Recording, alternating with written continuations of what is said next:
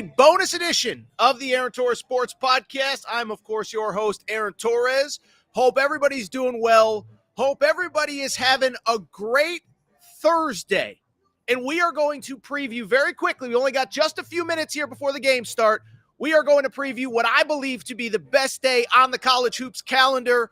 We got wall-to-wall games. Big East starts here at high noon. ACC, all of that.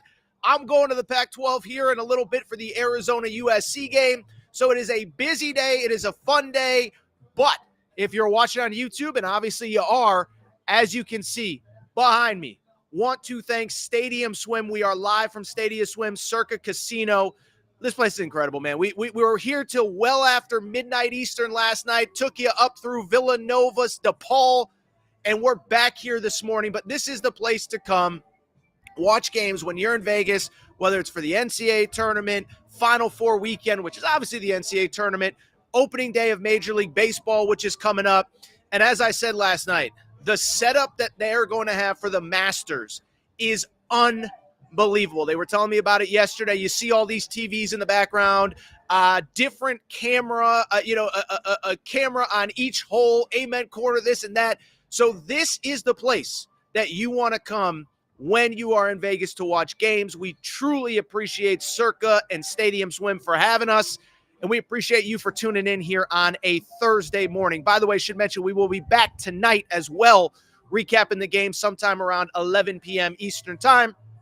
Really quickly, quick reminder, bracketfanatics.com. Yes, you can sign up for the Aaron Torres Pod Bracket Challenge right now. You don't have to wait. Go to bracketfanatics.com, sponsored bracket, click my logo. Go ahead, do that. Put in your email. If you have signed up before, it will auto-populate. If not, you can sign up. But $1,000 prize pool for the Aaron Torres Pod. BracketFanatics.com, sponsored bracket, Aaron Torres Pod. Take care of that. And then, oh, by the way, got to thank our partners, BetUS Sportsbook. BetUS has been incredible, too. And here's the crazy part with BetUS. They have an unbelievable offer for users of the site. There's a little link right in the description there. 125% deposit bonus for your first 3 deposits. Thank you to BetUS. We appreciate their support. They are incredible. Take advantage of that offer. And if there's ever a day to bet some games, today is the day. All right, so we only got a few minutes here. Let's go ahead and dive into what I think will be a busy day. And again, we will be back later tonight to recap it all. But busy day, we could pretty much start anywhere. But I think the place I want to start is the Big East. Just a few moments from now, UConn will be tipping off against Xavier. If you remember the last time they played, it was UConn a lot, Xavier a little. Expect that game to be much more close in this one. Xavier's gotten better over the back half of the year. Sean Miller's a heck of a coach. Where it gets interesting, though, I want to talk about that 2:30, the second game, the 4-5 game in that Big East bracket as Seton Hall and St. John's are set to play each other, okay? So this one, it's for, what did Brent Musburger once say when Auburn kicked that field goal to beat Oregon? It's for all the Tostitos. That's basically what this one is. Seton Hall and St. John's. Both teams are squarely on the bubble. I believe a win gets either one in, and I think a loss makes either team sweat. What was interesting to me, I saw this morning, was looking at the lines in BetUS. All the lines are available. Seton Hall, a 4-point favorite, was a little bit surprising to me. I'll be perfect. Or St. John's, a 4-point favorite. Little surprising to me. Now, on the one hand, they have won 5 straight since Rick Pitino's famous rant. Now, granted, one of those was DePaul, 2 of them were Georgetown, but it doesn't change the fact. 5 straight since that Rick Pitino rant. But Seton Hall beat St. John's twice this year. Now, one game Pitino was out with COVID, but I was surprised to see Seton Hall as the underdog. Johnny fans, you know I love you. You know I love that Big Rick energy. I actually like Seton Hall to win this game, though. But that is, when you talk about a marquee bubble game, that's one to keep an eye on. Late night in the Big East, 2 more games, major bubble implications. Creighton-Providence is the early game. Interesting game here. So first of all, I tell you guys all the time, I'm not a bracket expert. I'm not Joe Lunardi. I don't crunch the numbers. I've kind of heard some conspiracy half-baked theories that, like, Creighton, in theory, is not out of, like, in theory, they could potentially get a number 1 seed. Now, it would have to take Tennessee losing. It would have to take UNC losing, Arizona losing, and Creighton winning the Big East. But they have a lot to play for. Probably could end up on the 2 line with a win and with a successful week at the Big East tournament. Again, I think they'd have to win the Big East tournament to get a 2 and potentially maybe even a 1, depending on what else everybody else does. But they play Providence. Interesting game here. Obviously, Providence, Devin Carter is the Big East Player of the Year. I got a text from a coach in the Big East, not a UConn coach, let the record show, that just said, how is Devin Carter the Big East Player of the Year over Tristan Newton? But that's another story for another day.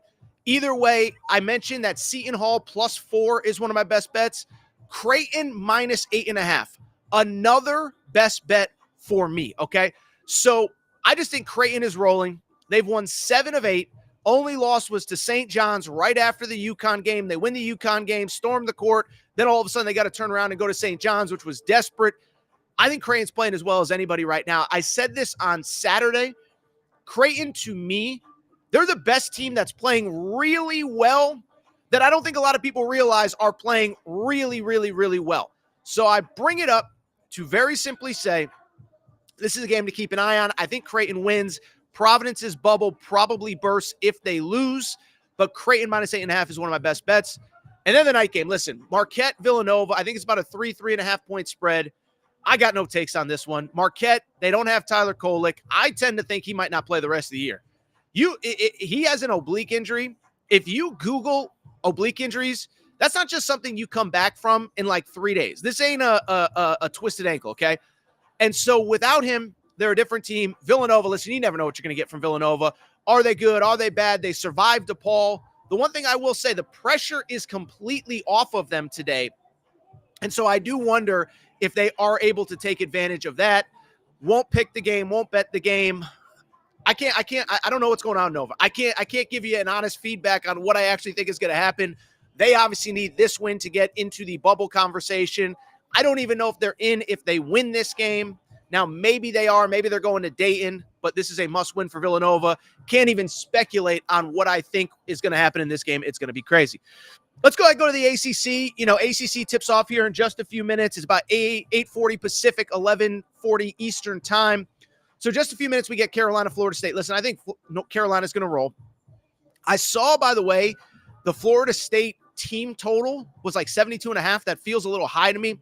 Neither here nor there. Get that bet in last minute if you have a chance. But the intriguing game in the ACC, Wake Forest and Pitt. This is the one to keep an eye on if you love college hoops, if you love brackets.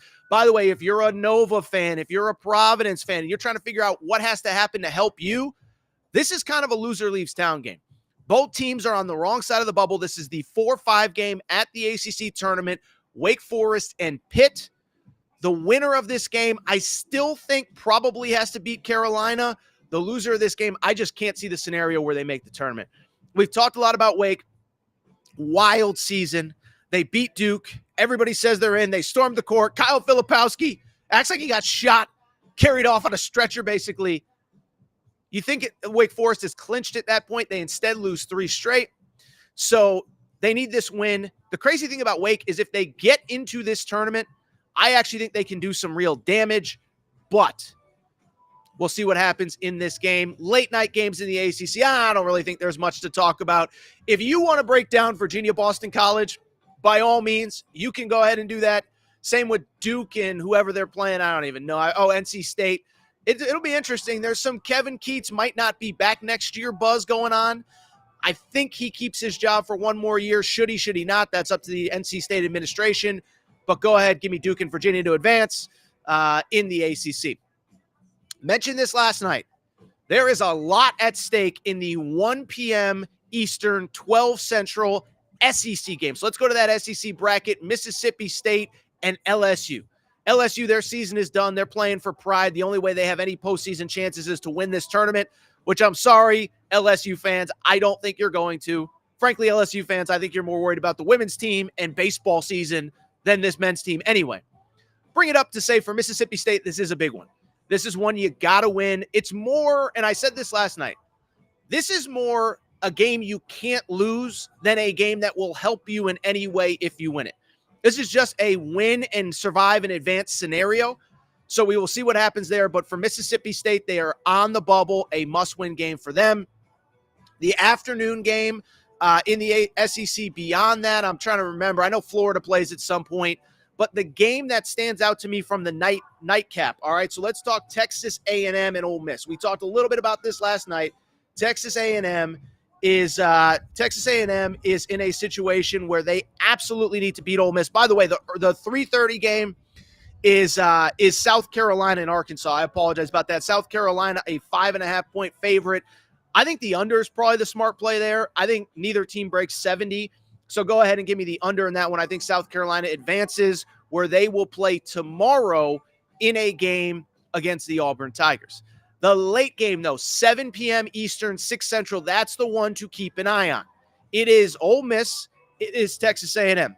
Ole Miss, fresh off the Chris Beard extension, a 4.5-point underdog. For Texas A&M, it's the same thing we just talked about with Mississippi State. You got to win this game just to keep your bubble hopes alive. And then from there, you probably still need to win tomorrow against Kentucky, which I don't think is going to happen.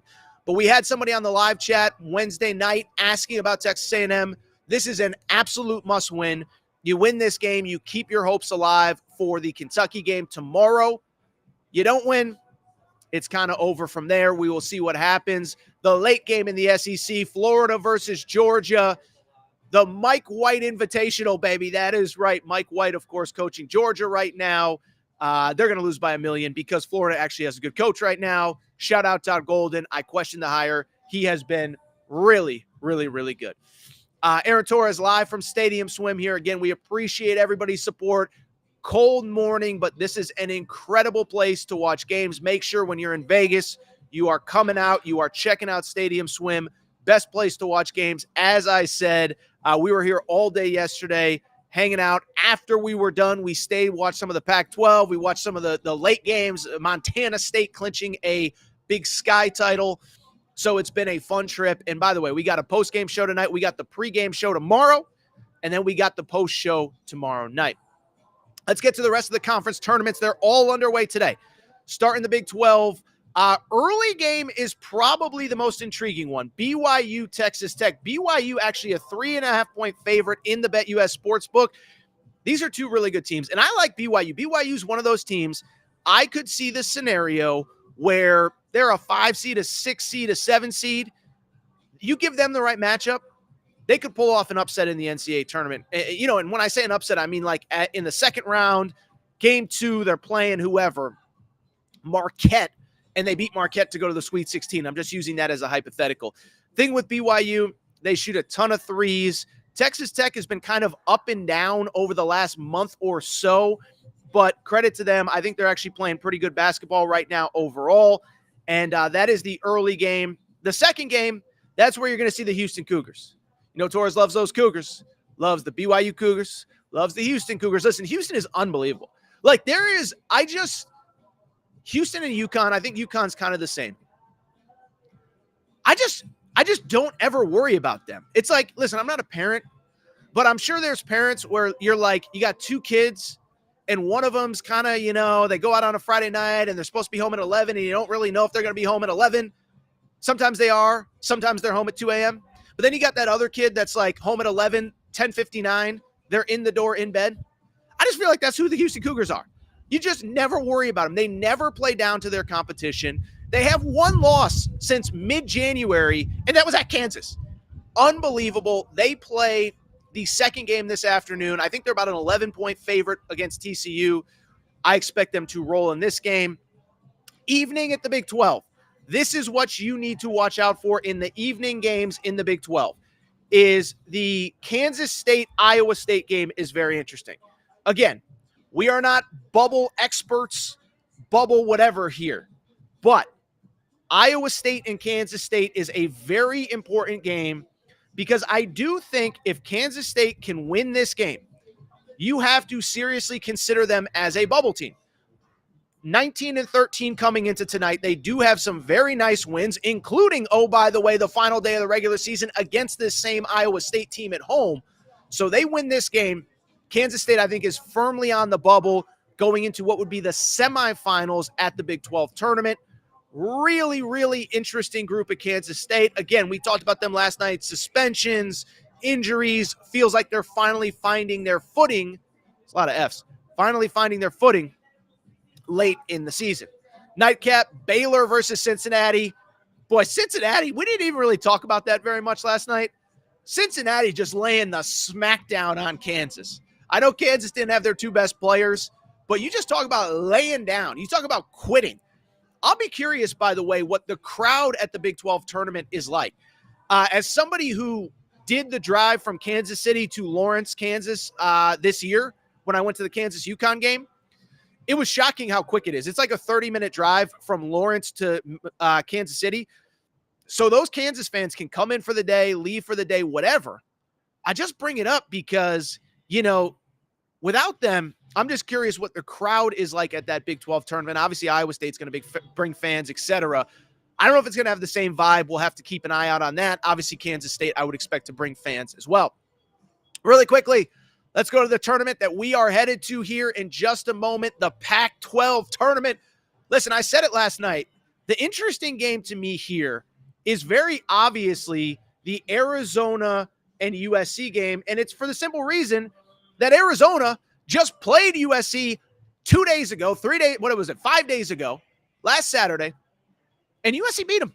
USC, they've been banged up all year. They're finally healthy, with Isaiah Collier, Boogie Ellis, whatever.